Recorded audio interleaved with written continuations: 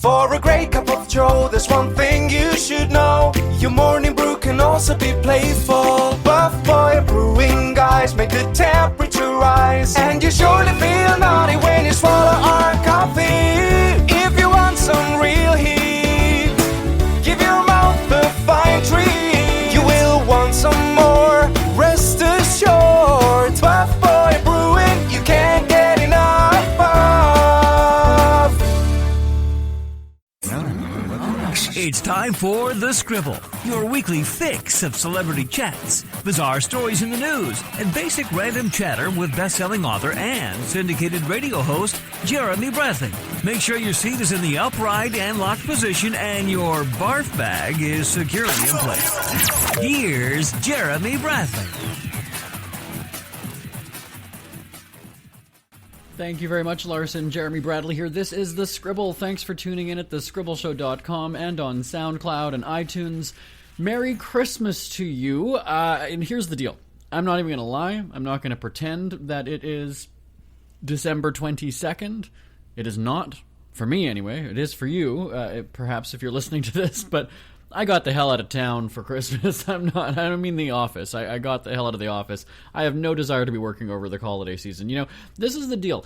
I love the fact that Christmas and New Year, well, obviously New Year happens at the end of the year, right? New Year's Eve happens at the end. I love that it's so close to Christmas because you really do just end up getting a whole bunch of time off, right? For Canadians, most people are getting Christmas, Monday, Boxing Day, Tuesday, and then because it's a short week, most people are just taking a few days there and basically almost getting like a week and a half because New Year's Day is a Monday, if I'm not mistaken, right? If I'm trying to remember, yeah, because it falls exactly a week after Christmas. So New Year's Day is a holiday. And yeah, you almost end up getting like a week and almost 2 weeks, let's say, of holidays. It's at least a week and a half just for that. And that's pretty cool. And so typically what ends up happening, let me tell you this story in radio, is we will have pre-taped a whole bunch of segments and year-end recaps and whatever to get out of work mid-December, mid to late December, and then we're kind of like students at that point. We get 2 weeks off. And then we come in and we talk about all of the drama over the holiday season, right? Which celebrities were shot at or got drunk or sloppy and arrested on New Year's Eve, all those kinds of stories. Those are fun to tell when we come back after a bit of a break, right? And anyway, so yeah, it is not December 22nd for me right now. It might be for you. Nevertheless, I hope you have, or had, depending on when you're listening to this, a great Christmas and a happy holiday season. So, because we're kind of on autopilot this week, and I don't feel like throwing any really new content at you, what we're going to do is we're going to go over some of the cheapskate tips from my best-selling book called The Official Guide to Being an American Cheapskate. Our first segment coming up in just a few moments will be about Christmas, how you can have Christmas on the cheap. Following that, we're going to talk about how every little bit counts. Tell you the details in just a bit. And something that you might be doing if you're off work is dining out a lot. And there are plenty of ways to save money when you're out at a restaurant and when you're spending your money rather than staying home and cooking. Because, again, come holidays, you're going to have a whole bunch of home cooking, and you're tired, you might just want to go out to eat. I have, I think, 4 days of family dinners. I joke, I always say that we're practically Jewish. We have so many days of Christmas. But we have my immediate family 2 days in a row, and then we have my mom's side of the family the next day, and then my dad's side of the family, and then my mom's side. Nevertheless, 2 days with my immediate family, 1 day with my mom, 1 day with my dad's side. And I just wish that we could both have the two families, and then my immediate family, obviously, just one big group party, but the two aren't related, right? So it's kind of awkward if you do something like that. And then you just have twice as many people to cook for, and it becomes a problem. So anyway, if you're sick of cooking and slaving in the kitchen during the holiday season, you might lean towards dining out, and we've got some tips on how you can save some cash in the process, all right? So we're going to take a break, and we'll get to those cheapskate tips right after this. Who are the Kardashians feuding with now? What did that little thug Justin Bieber do this time? Who's getting hitched? And who's headed for Splitsville? Hear the latest celebrity news and gossip every day on Entertainment Wrap-Up. The good, the bad, the ugly, but mostly the ridiculously hilarious. It's all recapped in this daily segment at entertainmentwrapup.com. Have a laugh at the expense of the rich and famous when they take themselves way too seriously. It's 3 minutes of time-wasting fun at entertainmentwrapup.com. Check out Entertainment Wrap-Up at entertainmentwrapup.com. Brought to you by Speak Free Books. It is one of the most expensive times of year for me. I can only imagine what it costs a family with kids. Let me do my best to offer up some ways to cut costs of what is a magical but expensive time of year. Christmas is tricky since it often encompasses a month of dinners, get-togethers, decorating, and gift-giving. I feel poor just listing these things. So what can be done? When it comes to dinners, opt for homemade meals. It's too easy to have a function catered or even order in, but the cost can be outrageous if you are entertaining a large group. Suggest a potluck-style meal where people bring something for everybody, and you could actually get out of having to make food if you are hosting. Now, I'm not suggesting being a Scrooge, but there is something to be said for a host who has to coordinate the event and make sure it runs smoothly in their own home. If you are responsible for making a dish and bringing it to a party, pick something you like.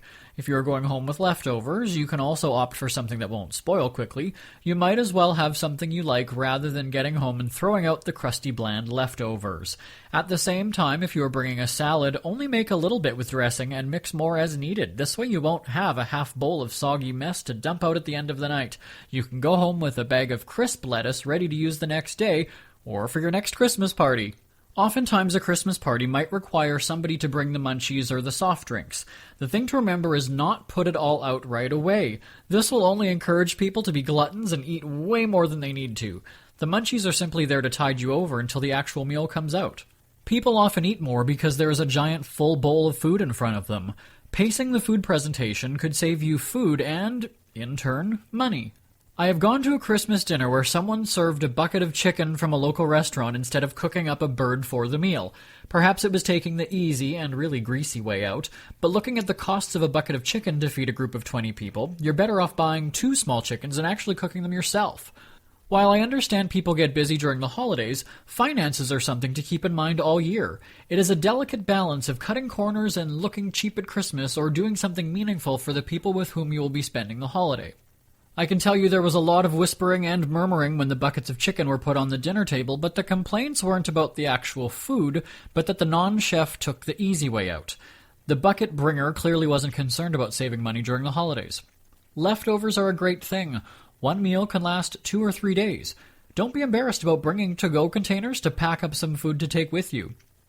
Sure, this might sound contradictory to my previous advice about wanting to skimp on the amount of food you bring or put out, but when there is food that has been prepared and needs to be eaten or taken, take it. We groan that we'll never eat mashed potatoes or stuffing again, but when it is a deciding factor about buying groceries or eating out, you might appreciate the leftover holiday meal and it's saving you a few dinner dollars. Okay, there is more to Christmas than food, and if you're not a cook, like me, you can sometimes get out of bringing a contribution to the meal by offering to bring some decorations and decor. People know I am not a cook and often suggest I bring something that doesn't need to be prepared. Many of them realize I have a stockpile of holiday decorations from my time as a party store manager, and I'm asked to bring some items to create a festive feel. There's nothing wrong with taking some of your decorations from home and bringing them to a loved one's party, and then putting them back up at your place once their party is over. Seriously, it sounds cheap, but nobody will notice. The dreaded gift exchange. Sigh. Whether it is with coworkers at the office or a group of friends having a Christmas party, you don't want to look like a Grinch by not participating, but you also don't want to waste money buying something for someone you don't really know or don't care about. If you are a hobbyist and make items at home, use 1 or 2 of them as a contribution for the Secret Santa exchange. Remember, most people are buying a generic gift because you don't know who the recipient will be. It could be the boss, it could be the chatty office receptionist, or the guy who always looks miserable. There's no way to strike out because people don't have high expectations with this type of gift exchange. There is also the idea of regifting and rewrapping something you received but don't want and giving it to someone else. Sure, it is tacky, but it's also not wasteful. It doesn't take much encouragement to convince yourself that it is okay to give something you have no use for anyway. While that doesn't mean you give it to someone because you don't care about them and it is the easy way out, it does give you a reason to reuse something you otherwise wouldn't keep for yourself.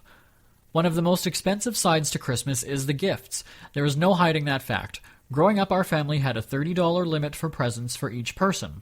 As a kid, it didn't seem too much since I bought for my parents and my 2 brothers. But now that everybody is older and married with kids, that brings the total to 10 people, not including the names of relatives I draw in the extended family gift exchange. As you feel your wallet emptying, you wonder how you are going to take care of everybody and not go broke. This is where your powers of persuasion come in. It is easy to spend without questioning where and why your dollars are going where they are. I was buying gifts for every family member, but not on the receiving end was I getting from everybody. I was only getting one gift from my brother and his wife. Doing some math, that meant that I was paying $60 for the two of them while they only spent $30 on me. It didn't take much convincing to get out of having to buy for the two of them when a $30 gift card to a restaurant worked just as nicely for the couple to spend a night out together. Partner that with guilting grandma and grandpa into babysitting the night and you really got off easy. Next up is the nieces and nephews. You can't be a good aunt or uncle and not get the kids anything. What's the next best thing? Making a basket of educational materials. Yes, I sound like a cheapskate, but I would much rather work on a gift basket of learning tools than on toys that will keep the kids entertained until the next toy they open. I have long been a believer in buying youngsters fun and educational gifts. It is also when I run to a dollar store or discount store and load up on construction paper, markers, paints, and other supplies to encourage creativity.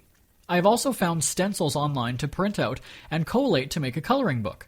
It's true, a little resourcefulness could prevent you from wasting money on an expensive book when you can make one for much cheaper. Another coloring book idea is taking family photos and digitally editing them and using special treatments to strip down a picture to be black and white or stenciled. Again, this is cheaper, but it's also more personal than simply coloring generic images. For kids that are a little bit older, rather than buying presents, make a coupon to spend the afternoon together. Take a trip to the mall or go see a movie, and instead of spending $60 on presents for two kids, you can create memories for cheap and have a good time in the process. What happens with the cousin whose name you drew in the family gift exchange?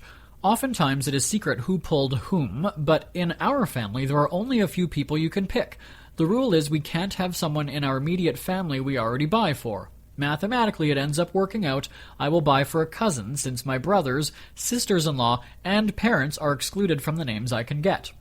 Back to your negotiation and persuasion skills, because sometimes you can wheel and deal and get a different name than the one that you picked. Think about it. You aren't close with the relative you selected, but you know someone who is. Play the game of making a deal and you can trade to get a relative you know really well. If you play your cards right, you could end up with the person who picked your name. And that's a perfect scenario because you can easily say, hey, I don't need anything for Christmas, do you? No? Okay, let's just do lunch and call it even. More often than not, that's the easiest and cheapest way to eliminate buying one present for the holidays. After the gifts have been exchanged and your home is full of stuff you don't have room for, there's a couple decisions to make. 1. What do you keep? And 2. Where do you put it? A solution would be to donate any of the items that you don't want. Whether it is ill-fitting clothing that you can't return or a duplicate of something you already have, you could find a way to have a charity benefit. Another use would be to re-gift, as I mentioned earlier, but you can always sell items online. You can make money from your Christmas gifts. You would be selling a brand new item that could probably fetch you the suggested retail price. That's sheer profit from receiving a gift and having no use for it. With so many online auction and marketplace sites, it wouldn't be hard for you to find an interested buyer. So you saved money and possibly made money on gifts and food, but how about your decorations? Unlike Halloween, Christmas decorations are often up for much of December and early into the new year. The mistake that I made the first year I was living in my own house was that I overbought and could decorate the entire house with all the extra stuff. Talk about a waste of money. It is easy to get lost in the beauty of ornaments, but there can be too much of a good thing. Every year I seem to have more decorations than I can fit on my Christmas tree. I buy some, I get some as gifts, and pretty soon I need a bigger tree. Clever staff at a store will merchandise the expensive patterned tableware right in the middle of the Christmas section. The plates and napkins have cute Santas and reindeer, but they are probably twice as much as a solid color set. Think about the cost of a napkin that will be used to wipe a mouth and get thrown away moments later. Is it worth the price you pay? Getting solid red or green colored napkins and plates is not only cheap, but people automatically associate the colors with the holiday, so it is just as good for spreading the holiday cheer. When it comes to decorations, basic colors are also the way to go. Depending on which home or decorating publications you read, you often hear that solid colors and basics is the most appealing to the eye. I used to like the crazy blinking and flashing strings of lights that had 8 settings where you're bound to have a seizure if you stare too long at them. I was told by a retail merchandiser that the rapid changing of colors and flashes is distracting when people watch TV, and those with the crazy lights often unplug them since they're a nuisance. It's one of those seemed like a good idea at the time purchases. After learning the lesson that I reluctantly accepted, it was noticeable to me when I went to stores or someone's house and they had the strobe-like lights in the window or on the tree. It really is tacky and distracting. Now I opt for solid colors that don't flash or blink, and those strings of lights are usually a cheaper buy than the crazy ones that do tricks. By now I sound like a do-it-yourself guru, but when you think about the cost savings, it really is the way to go when it comes to decorating. If you think about the cost of ink and paper for your printer, you can pretty much print out images and patterns at home and make your own decorations. Find some pictures of snowmen or elves and make your own holiday scene for the wall or front window. Get some clear lights and illuminate your work of art. Who knows, you might create a setting more famous than the nativity scene. Okay, maybe not, but think big when making a display. Again, if there are kids at home, this could be an easy way to get crafty and decorate the house at the same time. Encourage the kids to use creativity and items around the house to come up with a holiday scene for the neighborhood to enjoy. Kids take great pride in being able to show something they made, so it won't take much convincing to get them to participate. Ever had something to get off your chest but never had the balls to say it? That's a load of crap. Speak Free with JB.com is exactly what you've been waiting for. Your chance to tell it like it is and not care what anybody else thinks. Have your say on issues of the day. Join newspaper and radio columnist Jeremy Bradley as he tells it like it is. Hundreds of thousands of people have stopped by, including some well-known celebrities who have had a chat with JB and speak candidly about what's really going on in the world. You can join them too. Have a rant or a rave. Be brave and head on over to www.speakfreewithjb.com now. When you are living on your own with no roommates, no spouse, no one else supporting the household, it means you take control of the finances and expenses and do what you can to cut costs. It took me a year of living in my house before I figured out tricks and tidbits to leave more money in my bank account. The first instinct when moving into a new place is to load up on furniture and fill every corner of your home. I purposely did not do this, knowing I wasn't sure how my finances would be once I was on my own. Even 4 years after moving into my house, there are still lots of empty areas because I don't need to have a living room, and a rec room, and a TV in my bedroom. One friend suggested a sitting room in the loft area upstairs near my bedroom. It sounded great at the time, but then I realized I already had a TV in the living room and I sat there anyway. It would have been an unnecessary expense. Living with a minimalist point of view has saved me a lot of money in recent years. I started out buying lots of groceries, even a coffee maker for when company visits, yet I quickly scaled back because it got a little out of hand with my ambitious purchases. I don't drink coffee, I rarely have people over, and the coffee maker has sat in its box since I bought it before moving into my house. Yes, 4 years ago.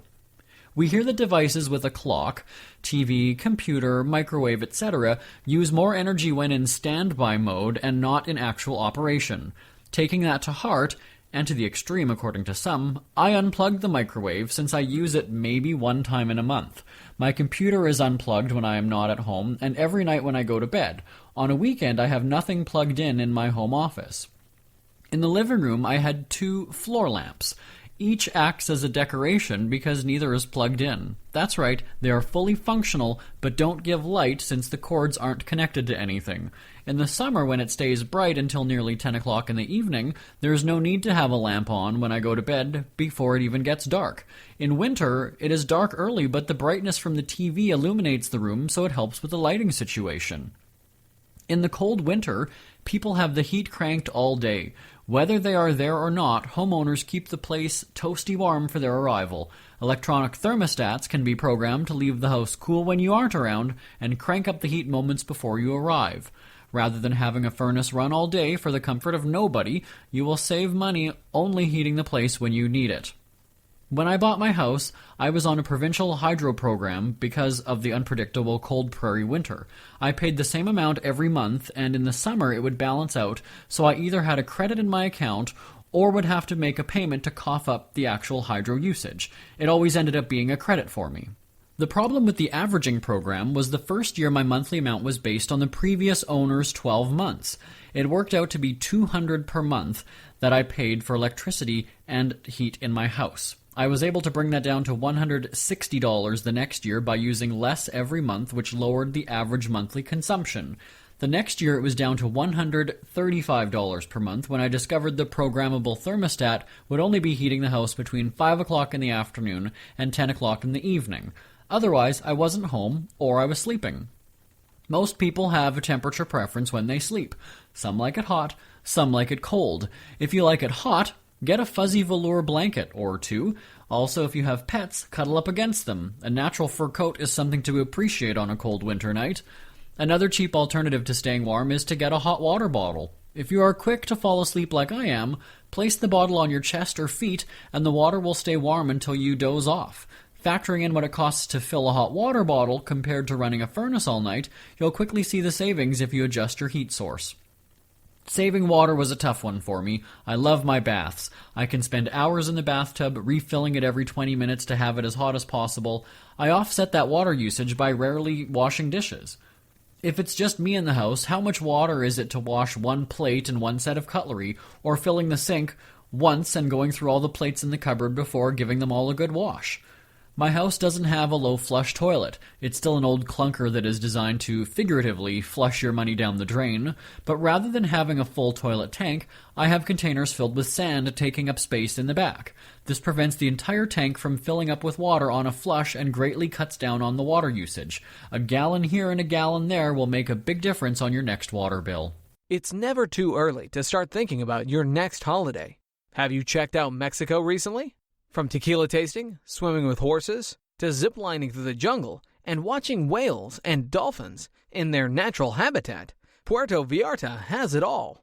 Visit mexico.jbonair.com to see all the fun PV has to offer.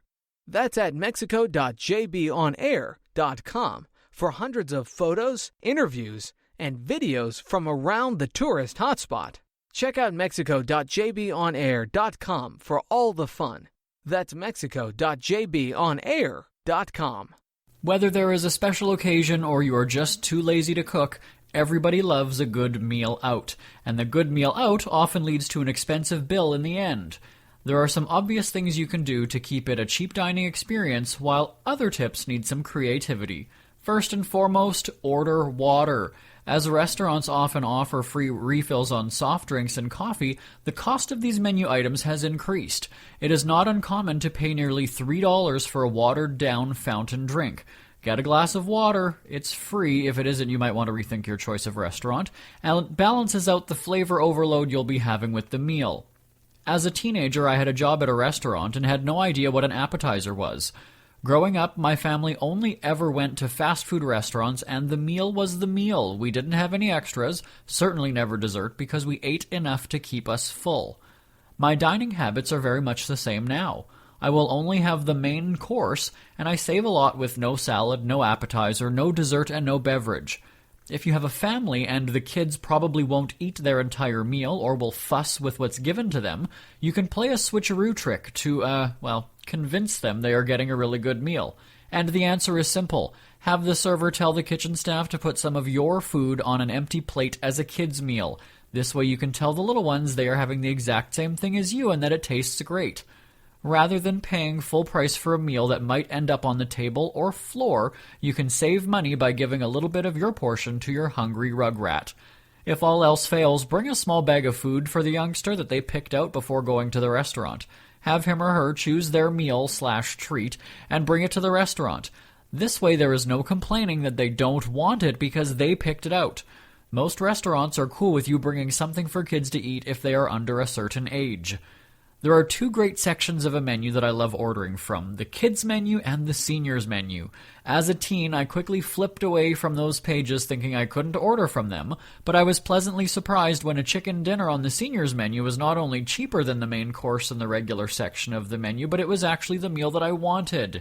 There was fine print at the bottom of the page saying non-seniors would be charged an extra $1 for ordering off that menu. Over at fast food restaurants, it is easy to get hooked on the extras. You can get cheese with that, bacon with that, gravy with that, and these extras can add up to a few extra dollars on your bill. Getting the burger combo is $5, but when you add this and that, your meal nearly doubles in price. Back to the basics with how you order your food, and in the long run, the more greasy ingredients, the more unhealthy the meal becomes. So you are doing yourself a favor by skimping on the extras. Not that I'm suggesting you loot restaurants of their condiments, but oftentimes you get thrown a handful of ketchup or vinegar with your meal. Keep them. If you don't use condiments during that meal, take them with you for another meal. Use them at home. I threw them out with the empty wrappers and containers from the meal, but it saves you in the long run by keeping a collection of them at home. This is especially true if you don't normally use the condiment very often and only need a little bit instead of having a full jar or container go to waste. I can't say it enough. Coupons, coupons, coupons. Save them for a rainy day. There is nothing wrong with using a coupon for a night out. Who cares if you're considered a cheap date? Flip around that criticism and tell people you are a financial expert and have money for the best things in life, not just for food. Many people give couples a gift card to a restaurant. Whether it is an anniversary present, a wedding gift, or a thank you gesture, sometimes playing a card game works in your favor. And by card game, I mean a gift card game. Swapping gift cards from one restaurant that might not be your favorite for a dining establishment you enjoy frequenting is a great way to get some use out of a gift. You can find someone to trade or even use a swapping service online. Doing this will ensure no cards are wasted and you end up getting a free meal when you go out. We hear you chirping. Get scribbling. Tweet up the Scribble at The Scribble Show. Join the discussion with Jeremy Bradley. It's all going down right now on Twitter at The Scribble Show and at thescribbleshow.com.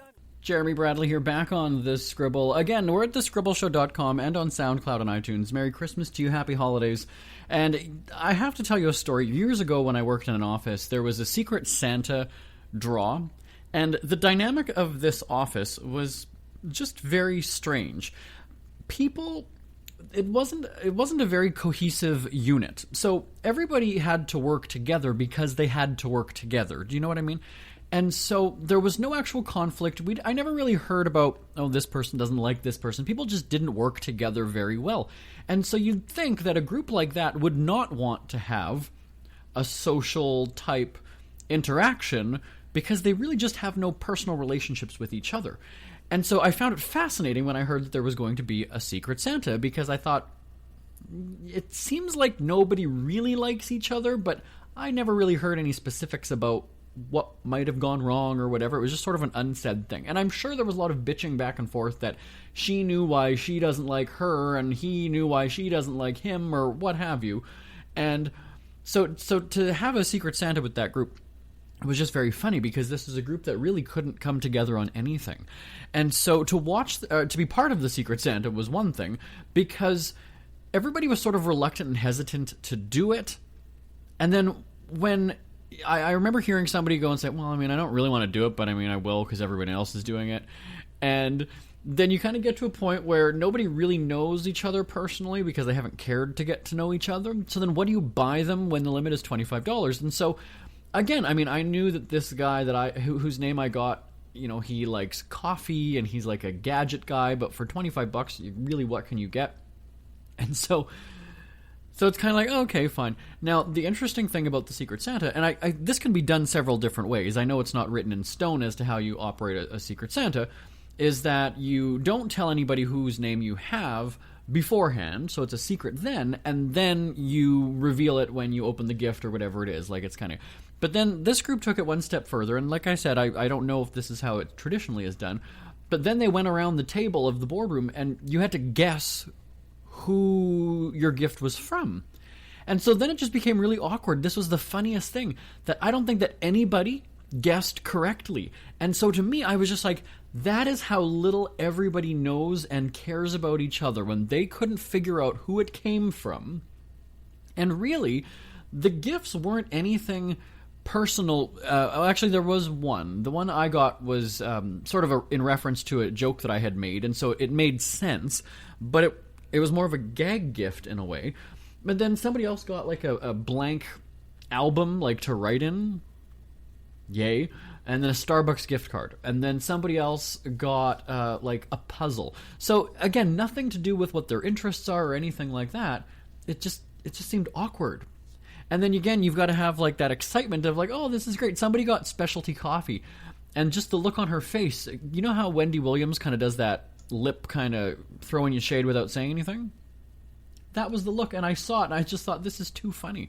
Send me an email. Tell me your Secret Santa or your best or worst gift ever. live@jbonair.com. live@jbonair.com. That's it for me, by the way. Again, I hope you have a very Merry Christmas, Happy Holiday Season. We're back next week here on The Scribble. I will talk to you then. Bye-bye, everybody. Want more Scribble? Check out thescribbleshow.com for past shows, celebrity interviews, cheapskate tips, and more. That's at thescribbleshow.com and on Twitter at The Scribble Show. The Scribble is a speak-free media presentation. If you want some real heat